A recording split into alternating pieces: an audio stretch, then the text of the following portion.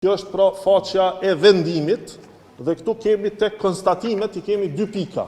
Në asnjërin prej tyre, pra gjykata kushtetuese nuk ka thënë që votimi i fshehtë është në kundërshtim me kushtetutën siç po tentohet të prezantohet gabimisht dhe rrejshëm nga opozita. Pra, po besoj keni dëgjuar deklaratat jo serioze, por në asnjë pikë të këtij vendimi nuk thuhet një gjë e tillë.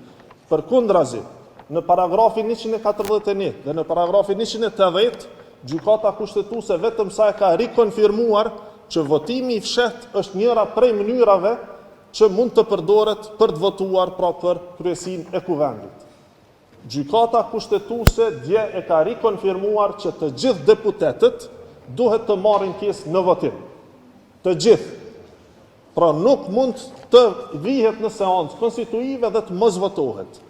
I takon deputetit që të përcaktohet a do të votoj për, kundër apo abstenim, mirë po, mos votimi fare është shkelje kushtetuese. Pra, gjajshëm që nga data 1 maj, për tashmë 30 seanca me radhë, të gjithë deputetët e opozitës kanë shkelur kushtetutën sipas aktgjykimit të djeshëm dhe sipas asaj që kemi thënë në vazhdimsi, duke ju referuar aktgjykimit vitit 2014, është shkelur kushtetuta nga të gjithë deputetët që nuk kanë marrë pjesë në votim.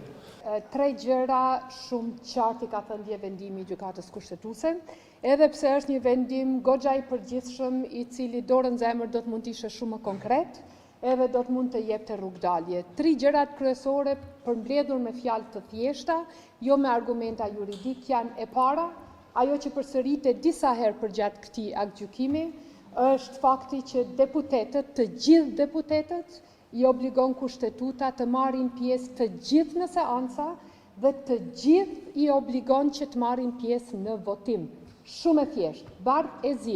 Nuk mund të vish në kuvend për me ndajt kot, me harxhu kohën edhe të deputetëve tjerë, edhe qytetarit duke pi kafe edhe duke ndajt kot pa votu, po kur vjen kuvend duhet vish me synimin për të votu. Askush nuk ta imponon me votu për kandidatin ton. Ama është e qartë që mos votimi, refuzimi i kryerjes i obligimit të deputetit është shkelje kushtetues. E dyta, çfarë ka konfirmuar dje gjykata me aktgjykimin e saj, është që secili deputet që vjen në kuvendin e Kosovës duhet ta di që nuk vjen aty për të bllokuar, po për t'i dhënë drejtim konstituimit të kuvendit.